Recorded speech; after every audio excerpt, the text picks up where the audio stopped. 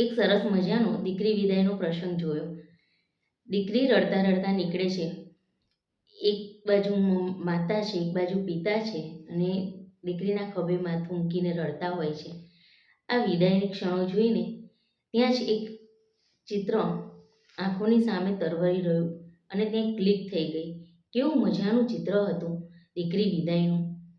જ્યારે દીકરી વિદાય લે છે ને ત્યારે આજ સુધી વર્ષોથી ચાલ્યું આવ્યું છે કે બાપ દીકરીને કહે છે કે બેટા, એ જ તારું સાસરિયું છે, એ જ તારા મા બાપ છે, ત્યાં જ તારા ભાઈ બહેનો છે. એવી સરસ મજાની શિખામણ દે છે અને દીકરીઓ એમ ચૂપચાપ માની પણ લે છે અને એ જ રીતે એનું વર્તન પણ કરે છે.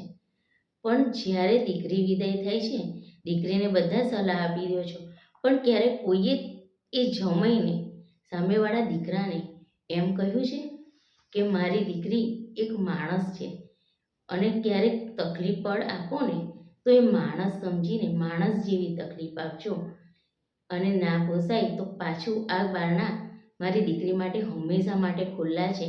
આવું જ્યારે દીકરીને વિદાય આપે ને ત્યારે મા બાપે જમાઈને કહેવાની પણ અત્યારના સમયમાં જરૂર છે. ત્યારે દીકરી પણ હસતા હસતા બધી રીતે દીકરી આજે આગળ નીકળી ગઈ.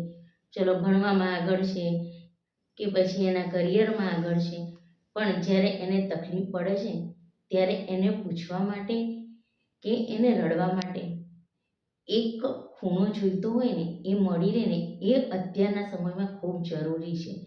એટલે જેમ દીકરી આપણી છે, જમાઈ આપણા છે, જમાઈ આપણા દીકરા છે, તો જ્યારે શિખામણ આપ્યા ને તો અત્યારે હું માનું છું કે દીકરી અને દીકરાને, જમાઈને બધાને સરખી શિખામણ અપાય અને માણસ છીએ, માણસને શોભે તેવું વર્તન કરીએ, સમજી વિચારીને ચાલીએ, સમજદારીના અભાવે જિંદગી બરબાદ ન થઈ જાય તેનું ખાસ ધ્યાન રાખીએ.